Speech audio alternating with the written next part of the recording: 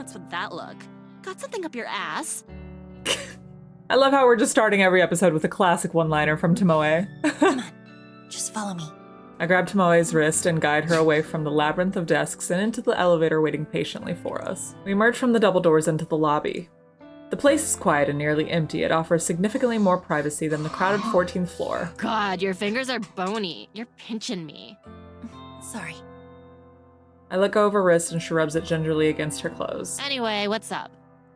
I hesitate for a moment. Even though I ran through this scenario in my head during the train ride, I'm still anxious about playing it out now. But this situation involves Tomoe either directly or indirectly. As my friend, she needs to know. I think Corpse Girl is going to target Kotomi Ida. Huh? Did she get one of them photos? Her reaction is fairly indifferent. I thought after being involved in Tsurumaki's death, this news would have more of an impact on her. Well, no, I don't think so, but How do you know then? that's hard to explain. Just bear with me. Kotomi and Shinya had a falling out. Because of her, his career here is at an end. I'm sure he told you about it. Yep. That makes sense. Shinya would confide in his girlfriend about his career, but I don't know the extent of Tomoe's inside knowledge. I doubt she knows the true nature of their relationship, judging by how nonchalant her reaction has been so far. So, if you can kind of guess what I'm getting at, What? I think maybe that Shinya requested her death. Shinya? Nah, he don't have it in him. Besides, that bitch has it coming. She does? Yep. I'm surprised you found out about it, but I plugged her photo into Corpse Girl's website yesterday. Tomoe.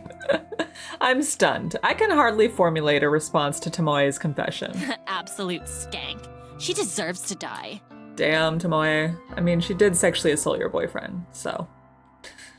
Does not mean that anyone deserves to die. But why? After you requested Akane Tsurumaki's death, why would you? Look, it's not about Shinya's career, alright? I spoke with him. Real deep and meaningful like. He confided in me. But since we're friends, I suppose I can share it with you. Kotomi Ida has been sexually assaulting him. Seriously? I feign a surprised reaction. In reality, I'm just more taken aback that Shinya actually confessed to Tomoe. It's been going on for months, he says. And now she's fucked his career up so he'll have no choice but to leave the company. He leaves, and she gets off free without anyone finding out about what she's been doing to him. I hate her. I hate her so fucking much. I try to digest Tomoe's words. I didn't know that Shinya has been putting up with this abuse for such a long time. So, Kotomi's motive for ending his career was purely out of self-interest. She was probably looking for a reason, any reason, to discard him. And that slight incident with Aoi was just good enough for her to seize. If he quits the company, she won't get found out. It's a simple plan, but utterly devious. We should tell someone what she's been doing. She can't get away with that. She ain't gonna get away with it. Corpse Girl's coming for her, remember? I can't wait to hear the news about Kotomi winding up dead somewhere. I hope she gets her throat slit. Yeah. But hey, how'd you find out about it? Tomoe cocks her head and gives me a concerned look. I brace myself as I watch the gears slowly turning inside her head, waiting for her to point the finger at me. I don't know why I thought it was a good idea to reveal this information to Tomoe. I should have just kept my mouth shut and fulfilled the request like always. Damn it, why does my curiosity always get the better of me? I'm going to cause my own demise at the rate I'm going.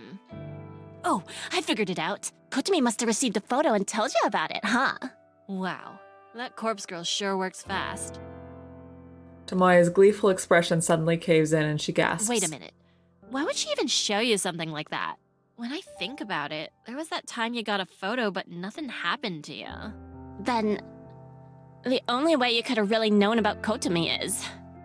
I flinch as Tomoe takes a purposeful step towards me. You're a Corpse Girl, aren't you? Oh, girl, we are not hiding our tracks well. Oh. You have to be. It's the only thing that makes sense. I avert my gaze and look to the floor in silence. God, are you for real? I can't believe it. You took your sweet time figuring it out. Oh my god, the drama! Don't give me that bullshit. You can't expect me to figure out something like that if you're gonna try so hard to hide it. What the fuck, girl? You get your rocks off by killing people? No, not exactly. I don't kill people. The hell you don't! Explain that bitch Tsurumaki. She killed herself. Yeah, she killed herself. That's the cover-up, right? I'm serious. She killed herself. But Corpse Girl encouraged her to do it. Tomoe blinks a few times, her face scrunching up and analyzing my blank You're expression. telling the truth. Holy shit. I can't believe this. You're really Corpse Girl?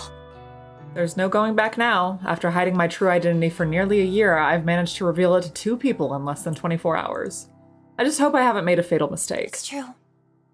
I'm Corpse Girl. Oh, Noriko. Wow, fuck me, right? All this time I've been thinking you're just some goth skank with weird hobbies. But you're actually pretty fucking cool. You're actually doing something with your life. Huh? I thought you'd be angry with me. Angry? Why would I be angry? God, this is the coolest thing that's ever happened to me. I'm friends with fucking Corpse Girl. And people said I'd never amount to nothing. Though it took me long enough to figure it out. I ain't the sharpest light bulb in the shed. I can't argue with that. Tomoe laughs and puts her arm around my shoulder. I shrink away a little, but her good cheer is somewhat infectious. I feel a flood of relief wash through my body. I gotta know. How many people have you killed? I said I don't kill people, remember? Yeah, you know what I mean. How many have offed themselves because of you? It's an embarrassingly small number. That's so? Oh, that's a shame. Listen, you gotta fill me in on all the juicy deets later, Kay. For now, please focus on getting rid of that bitch Kotomi. I'll do my best. Thanks, slut. Shinya and I will owe you one for sure. Tomoe swings around and looks towards the elevator. She turns back and gives me a thumbs up gesture. This convo never happened. Got it? That's my line. You can't tell anyone about me and Corpse Girl. Please, who would I tell? Well, the police, for starters? Fuck 'em. I ain't a squealer. I'm on your side, Corpse Girl. Relax. Anyway, peace. Tomoe ducks away and leaves me standing alone. I really hope I made the right decision here. I suppose I don't have a choice but to keep moving forward. My first order of business should be taking care of Kotomi Ida. If I can get her to kill herself, it'll prove to Tomoe that I'm not messing around, and it might cement our friendship even further. I just have to get through the rest of the workday. Then I can return home and focus on crafting Kotomi's corpse photo. That's when the real fun will begin. I reach into the drawer and clutch a cheap plastic burner phone between my fingers. Crafting the photo of Kotomi Ida is done. All I need to do now is send it. I thought about waiting until tomorrow, but I already put off making the photo for a day, so I'll make my move tonight. During editing, I timestamped the photo with tomorrow's date, 10:46 a.m. It doesn't leave much time if Kotomi receives the photo tonight, but I'm confident the plan will be effective. Kotomi will look at the photo tonight. She'll either freak out and end it all immediately, or after a sleepless night of anxiety, she'll pull the trigger, figuratively speaking, instead of going to the office in the morning. I could cross my fingers and hope that by divine intervention someone else will take her life, but based on my recent failures, I don't think that's likely anymore. If anyone else was ever involved in the deaths of Corpse Girl's victims, I don't think they're still around. Why else would my last few attempts have failed? No, my best bet is to urge Kotomi to simply kill herself. A convincing enough corpse photo might be enough to lure her to death. When I turn on the burner phone, I'm happy to see the battery is still charged. I load up the phone number masking app, enter the trademark digits, and then shoot the photo into the network. If Kotomi is a screen addict like the rest of society, she'll be freaking out in about 10 seconds.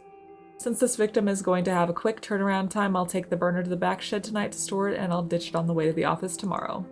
I'm not expecting a reply within such a narrow time frame, so there's no need to hold onto the phone for 24 hours like I normally do. Touching the phone with one hand, I grab my keys from the kitchen bench with the other. I step toward the front door. The phone in my hand vibrates violently, and I nearly drop it in terror. What the? Oh, is she the first person to reply to the death photo? I bring the screen swiftly to my face and read the alert. One new message. Without thinking, I unlock the phone and open the message. It's a reply from Kotomi Ida. You think this is funny? I know who you are. I'll report you to the police. Oh my god. Holy shit.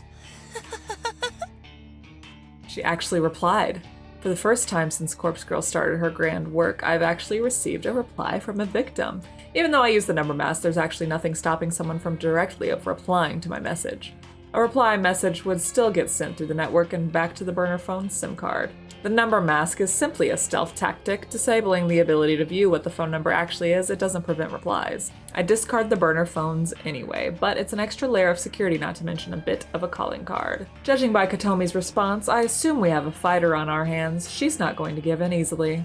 Her threat about reporting me to the police is a bluff. I'm confident that she couldn't possibly know my identity. I've been waiting for this. I've waited so long for someone to reply. I can finally put my contingency plan into practice. I've been holding out for this moment. I feel a wicked grin split my face in two, and I mash my fingers against the screen as I compose a venomous reply. You like that photo? That's you in about 12 hours, unless you follow my instructions. The message sends in an instant, and I eagerly await the next reply. I'm not left waiting for long. Kotomi's response comes through within seconds. Her attitude has completely changed. Please, I'll do anything. What do you want? I called your bluff, you piece of shit. Now you'll do what I tell you to. I enter my instructions clearly and concisely. Pack 500,000, oh my gosh, into a bag. Put it in a coin locker 6644 at Shinjuku Station. Retrieve the item already inside. Put the locker key inside a full soda bottle and leave it on top of the locker. After I send the message, I decide to add one last bit. Do it now. Make sure no one sees you. Then go to platform 12. Do not board a train. Await my instructions. Satisfied with this addendum, I hit send. If Kotomi truly fears for her well-being, she'll carry out the instructions. Her response arrives shortly. Okay, I'll do it. I'm going there now. Yes! I've done it. I've convinced her. I'll collect the money once I'm sure she is no longer hanging around. 500,000 yen is nothing to sneeze at. It's not life-changing, but it'll cover my rent for a good few months. I chose this amount to simply test the waters. Asking for an insane amount would make it impossible for a victim to follow through. But I figured someone like Kotomi, an exec for a big company, would easily have access to this much dough. I'll go collect the money. And if everything goes well, Kotomi Ida will disappear before sunrise. Ooh, it's getting juicy, everyone. Though the hour is late, quite a few commuters are still navigating through Shinjuku Station-wide platforms and underground the Labyrinth. The train station beneath my feet is a sprawling metropolis that extends below the city. It's packed with restaurants, shops, and other outlets. But as I'm standing on one of the countless train platforms above ground, that world might as well be a completely different dimension. The only problem is that I'll have to brave the maze as soon as I descend the platform stairs. I tend to get dizzy in such places. My normal morning route doesn't require me to travel through the underground plaza. I'm able to exit the station within minutes of my train arriving at the platform. Still, I'm somewhat familiar with the layout of the underground. I know exactly where coin locker 6644 is located. The coin lockers in train stations like these are a popular way for people to store luggage or personal belongings for a few hours at a time. In Shinjuku, it can often be difficult to find even a single available locker, but coin locker 6644 is special. I approach it from the main passageway of the underground and my eyes take in the familiar sight. Locker 6644 sits in the middle row, nestled between countless other lockers. Across its door is a thick coat of graffiti. Colorful curse words sprayed on with thick paint adorn the locker. The graffiti is such an eyesore that it acts as a deterrent to anyone who might want to store their belongings. The icing on the cake is the condition of the coin-operated lock. The thing is busted and indented from physical abuse, like someone has tried to pry into it with a crowbar on multiple occasions. However, I know from testing it firsthand that the lock still works despite its battered appearance. No one in their right mind would use this locker, and that makes it the perfect spot to host my pickup. Glancing at the locker, I notice that a soda bottle sits on top of it, a soda bottle full of bubbly, opaque liquid. I quickly look around to make sure that Kotomi Ida is nowhere in sight. I walk past the locker and complete a lap around the immediate area, scanning thoroughly for her. But she isn't here. In fact, there are very few people in this little section of the station. Good. She followed my instructions perfectly. After leaving the key in the soda bottle, she left immediately. I approach the locker once more. I reach up above it and retrieve the soda bottle, then crack it open to hear the fizzy hiss. I bring the lip of the bottle to the eye level and peer inside, trying to identify the shape of a key within the swirling ocean of carbonation. There it is. I try to fish inside the narrow bottle opening with my fingers. Thin though they are, I can't squeeze more than one finger inside the bottle at a time. I could tip the bottle over and let the soda and the key spill out onto the floor, but if someone sees me being a nuisance and causing a mess, it'll draw unwanted attention. I've got no choice but to chug back some of the soda, and I try to catch the key in my mouth. As disgusting as this concept is, I need to steel myself. I raise the bottle to my lips, tilt my head back, and pour the foul liquid into my open mouth. Saccharine? The tang of the artificial flavoring assaults my taste buds, and I immediately want to vomit. But I'm committed to seeing this through. I can throw up later. The most important thing is getting the key. It isn't until the bottle is half empty that the cold metal key drops into my mouth. It clangs against my teeth, and I nearly choke in surprise. Sputtering and spitting, I feel droplets of soda running down my chin. My cheeks are puffed up like a squirrel as I try to retain the key and the soda in my mouth. Reach my fingers into pursed, tight lips and recover the tiny key. I quickly swallow down the rest of the soda in my mouth, trying hard not to release a repugnant belch. I turn the key over in my hand and smile. My sticky teeth adhere to my lips, and it takes me a few seconds to lick them clean. Tossing the soda bottle into the nearby trash can, I wipe the key clean on my skirt and quickly insert it into the coin locker. I twist the key, turn the latch, and swing the locker door open. Inside the dark vault is a single bag, a simple paper pouch like you would get at a grocery store.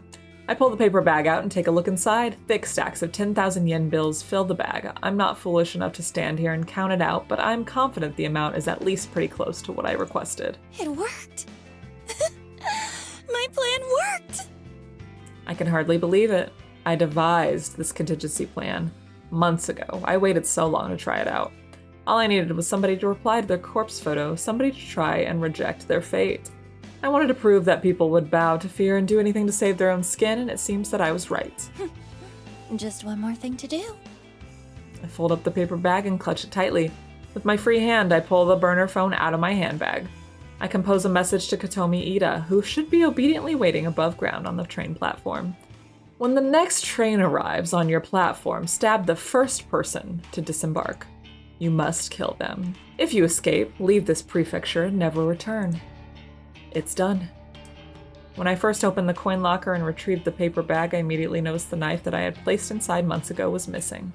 Kotomi followed every word of my instructions. I've given Kotomi an opportunity. She can trade another's life for her own. If she kills someone exiting the train, Corpse Girl will spare her life. It's a simple exchange and one that I bet she is willing to make. If she gets away with the murder, she'll flee from this place. I won't see her ever again, and neither will Shinya or Tomoe. To us, she'll be as good as dead. As for Corpse Girl, well, as long as the body is claimed in exchange, she'll be satisfied. After a few minutes of waiting for a reply to the message, I figure that she's not going to write back. She's probably getting ready to fulfill her task. Keen to witness how this unfolds, I take the nearest escalator up toward the train platform. Ooh, my goodness. The scene is absolute chaos. It wasn't difficult at all to navigate to this area. All I had to do was follow the echoing screams. I spy the shadowed form of a body lying on the platform in front of me. I can't make out any details, but a shallow pool of blood reflects the harsh lights shining from up high. To my surprise and delight, a second body is sprawled across the ground nearby. It's a young woman's corpse with one arm raised against the side of a vending machine. Adrenaline surges through me at a violent scene. Kotomi Ida, she managed to take out 2 people. She might be my new favorite person in the entire world. I hear panicked voices in the background and I turn my head slowly. What the? Oh my gosh. 2 more bodies are on the ground. 2 men in expensive-looking suits are collapsed in puddles of their own lifeblood. One of the men is still moving and groaning, pleading for somebody to stem the tide of gore. A familiar, lustful, tingling sensation begins to stir and rise through my belly, my thighs, my pelvis. I feel my toes clench, and my breathing grows heavier. There's one more surprise to be had here amidst this beautiful spectacle of carnage. A woman is slumped in one of the plastic chairs that lines the platform. Her head is tilted, her suit jacket stained with red. A thick knife with a black grip protrudes from the side of her neck. A bubbling river of vital fluid cascades around the glimmering blade and pools within her shirt collar. Even with her face masked by blood, it doesn't take me more than a few seconds to recognize her identity. Kotomi Ida. Dead. Dang.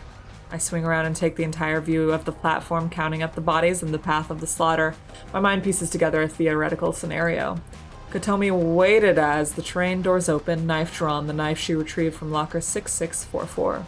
When the first person stepped out of the train, she stabbed him and left him for dead. The body that I first saw, laying on the edge of the platform, is perfectly aligned next to the train to fit this theory. In a panic, Kotomi would have attempted to flee. She bumped into her second victim. The young woman slumped against the vending machine and cut her down desperately to make her escape. Judging by the wound on Kotomi's own body, I would assume the two businessmen lying face down tried to apprehend her. They must have sustained fatal wounds before finally managing to wrest the knife away and plunge it into Kotomi's neck. It's all just speculation, but I'm fairly confident that's how this whole event played out. It was probably over in less than 60 seconds, and it couldn't have worked out better for me.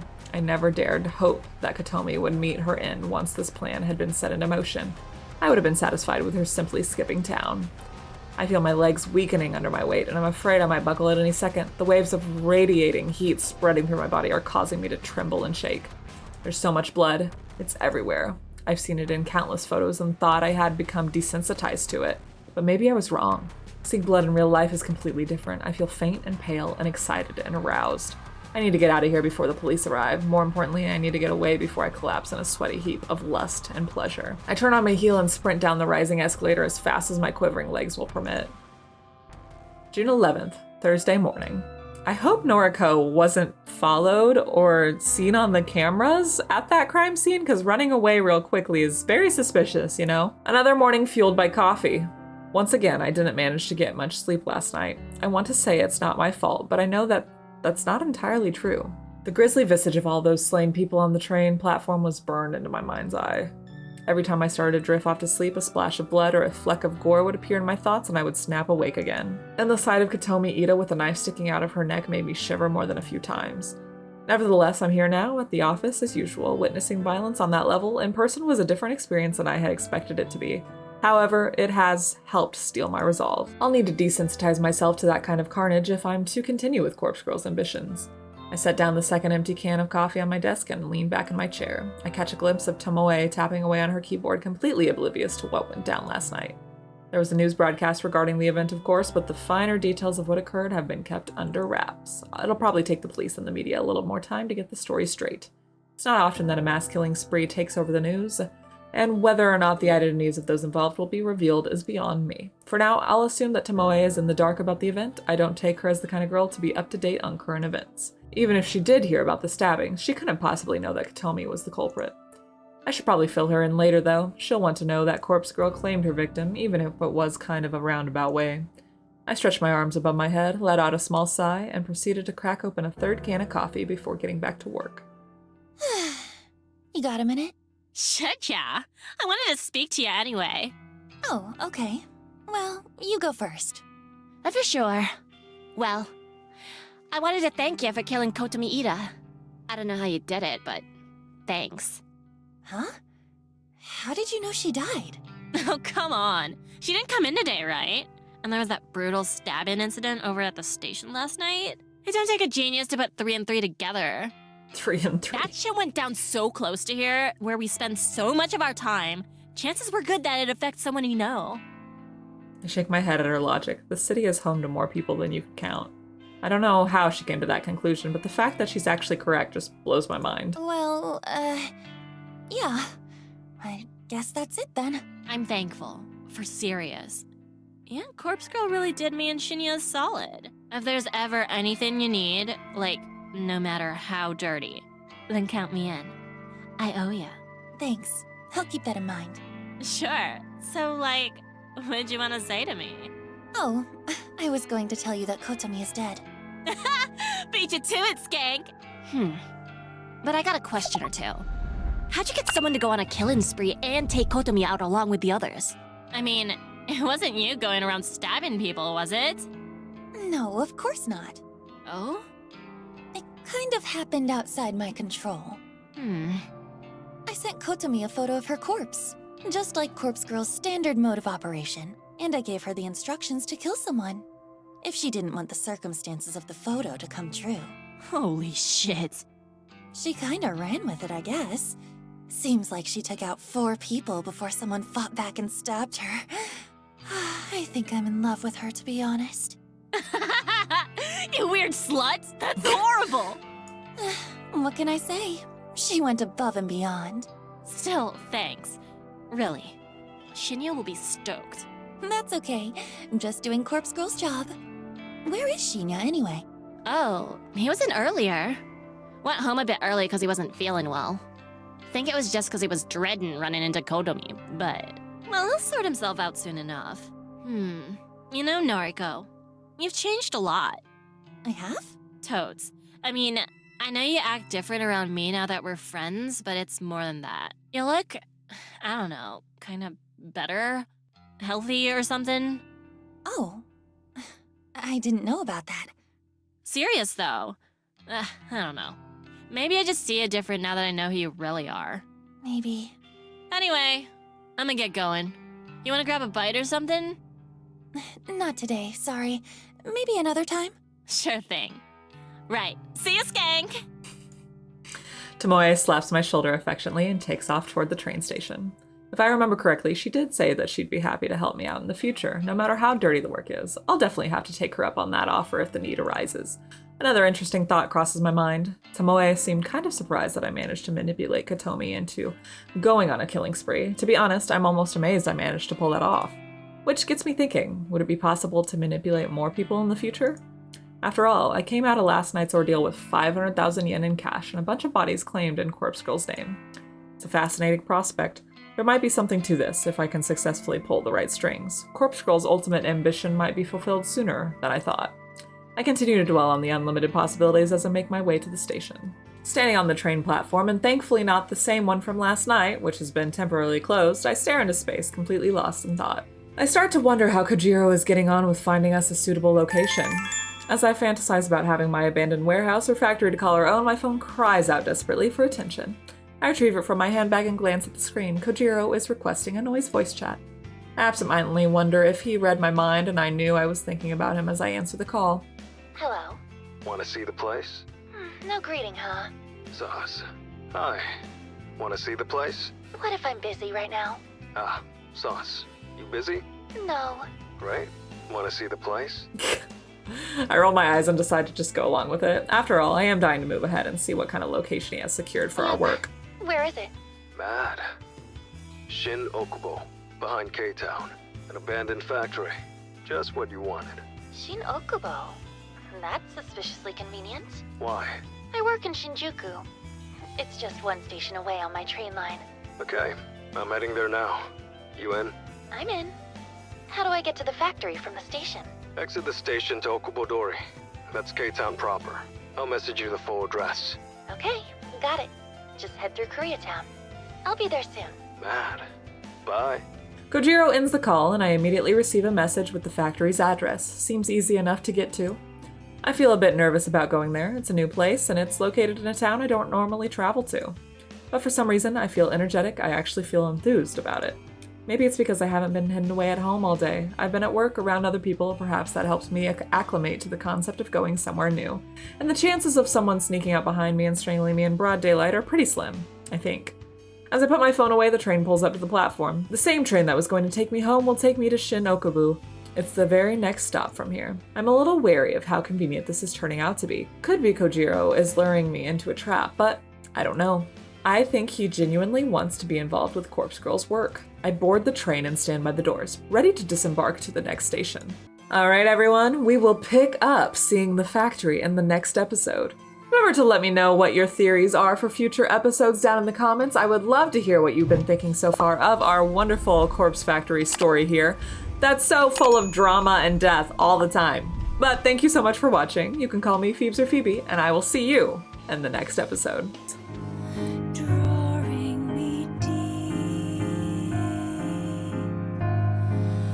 while I wait and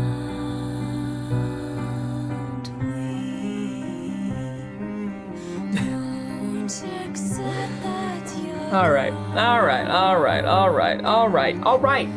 All right.